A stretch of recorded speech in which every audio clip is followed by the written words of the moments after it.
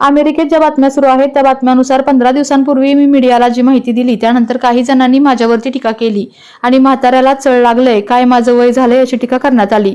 मात्र राजकारणामध्ये आपण राजकीय विश्लेषण करत असतो आणि त्यावेळी एपिस्टन फाईलबाबत बोलताना मी भारतातील काही प्रमुख मंडळी त्यामध्ये असतील असा उल्लेख केलेला।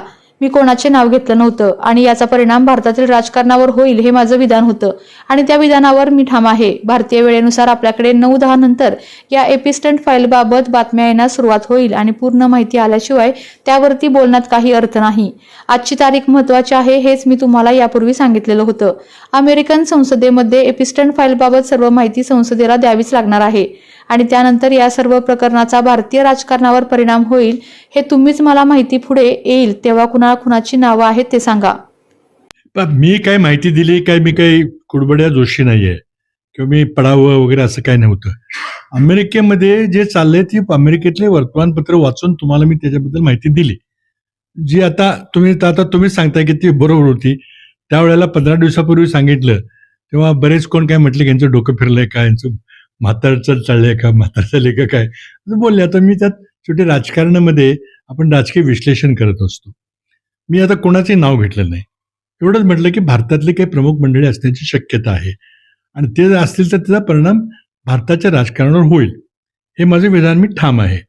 आता अजून काही माहिती आलेली नाही। अमेरिकेमध्ये पहाटेचे 3:45 वाजलेले आहेत। समजा 9 वाजता 10 वाजता 11 वाजता जर बातम्या यायला सुरुवात झाली तर ते अजून 7-8 तास आहेत। तर जोपर्यंत काही ठोस माहिती येत नाही तोपर्यंत मी काही बोलणार नाही।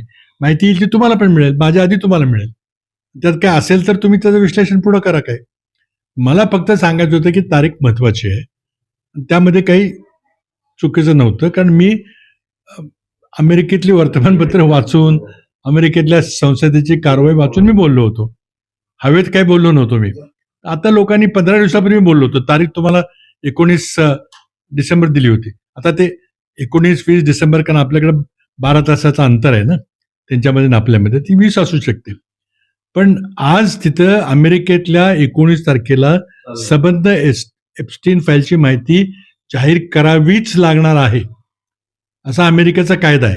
एवढंच मी तुम्हाला सांगितलं, दुसरं काय सांगितलं नाही। तसे नावं काय असतील तर भारताच्या राजकारणात परिणाम होईल।